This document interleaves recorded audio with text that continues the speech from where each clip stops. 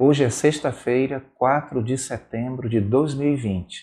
E no nosso devocional de hoje, nós estamos desenvolvendo o tema Servindo ao Próximo. Nós vamos trazer como um subtema representar Cristo aos outros.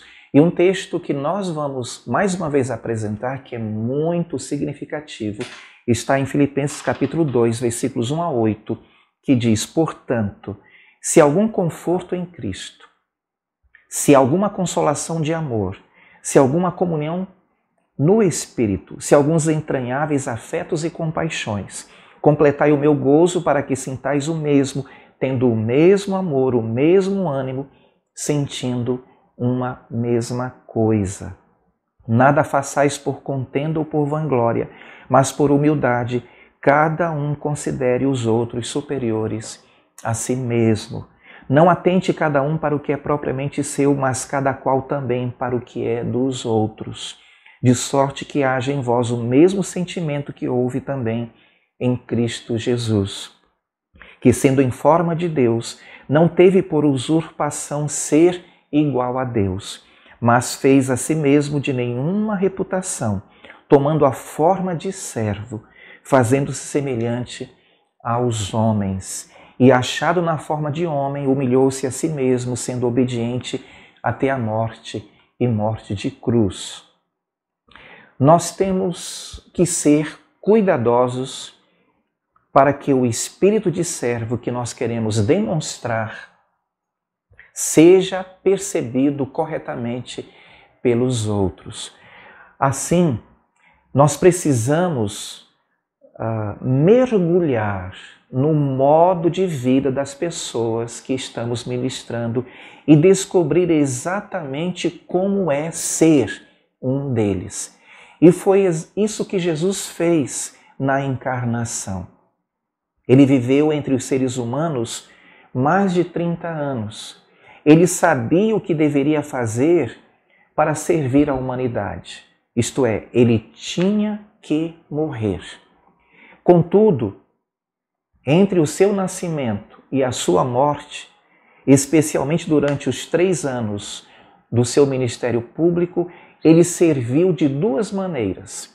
Ele chamou as pessoas ao arrependimento e à fé, e ele fez o bem. Essas 2 maneiras não necessariamente estão separadas, nem tampouco ligadas entre si. Ou seja, nós podemos fazer o bem e testemunhar de nossa fé, ou podemos fazer o bem, mas não nos sentirmos levados a compartilhar a fé naquele momento. Porém, não é sensato fazer exclusivamente um ou outro, porque a Bíblia é muito clara ao afirmar que somos testemunhas em palavras e atos, e desse modo nós serviremos ao próximo em suas necessidades eternas e atemporais. Eu gostaria agora de trazer aos irmãos uma definição de servir. Servir é a habilidade de se relacionar com as pessoas de maneira que a dignidade delas, como seres humanos, seja afirmada e elas fiquem mais capacitadas a viver para a glória de Deus. Então nós observamos que, primeiro, servir exige relacionamentos, ainda que breves. E segundo, o servo respeita aquele a quem ele serve por sua dignidade que receberam de Deus. Terceira observação, as pessoas servidas se sentem capacitadas porque encontram Jesus, quer reconheçam isso conscientemente, quer não reconheçam. Podem se sentir respeitadas, desafiadas ou até confrontadas. Seja como for, sentem-se capazes de reproduzir o bem que lhes foi feito. Deus se alegra sempre que nos relacionamos com os outros de maneira a levá-los a sentir a presença de Jesus ou ponderar sobre o que ele disse. Os discípulos de Jesus são chamados a ver a face de Jesus e também desafiados a deixar que esta face de Jesus seja vista na vida deles. Isto é, que as outras pessoas possam ver Jesus no nosso modo de viver.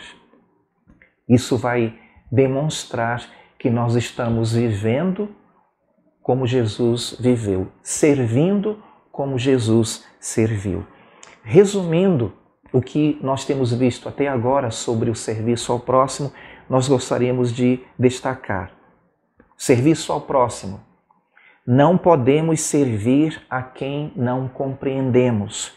Na melhor das hipóteses, se não compreendermos as pessoas a quem estamos servindo, seremos opressores benevolentes, como por exemplo, quando forçamos alguém a dizer desculpe-me, quando não é o jeito natural da pessoa se desculpar na sua cultura. Compreensão. Não podemos entender outras pessoas se não aprendermos da perspectiva delas e depois com elas. Ter vontade de aprender demonstra humildade e disposição de se identificar com as pessoas com quem estamos nos relacionando. Aprendizado. Não podemos aprender com alguém até conquistarmos a sua confiança. Ninguém conta nada importante a não ser que você possa despertar nessa pessoa confiança. Confiança é importante neste processo e é o outro aspecto que nós destacamos. Confiança. Não fortaleceremos a confiança até a pessoa se sentir aceita por nós, até sentir que nós a valorizamos como ser humano. Aceitação.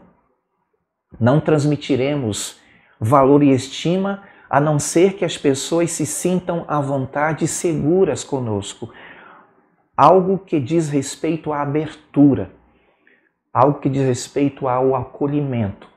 E, finalmente, a abertura para demonstrar às pessoas que estamos abertos, devemos deixar a nossa zona de conforto a fim de iniciarmos e mantermos relacionamentos em contextos marcados por diferenças. Embora haja alguns riscos, a atitude de abertura nos lança em uma peregrinação maravilhosa e frutífera no serviço ao próximo.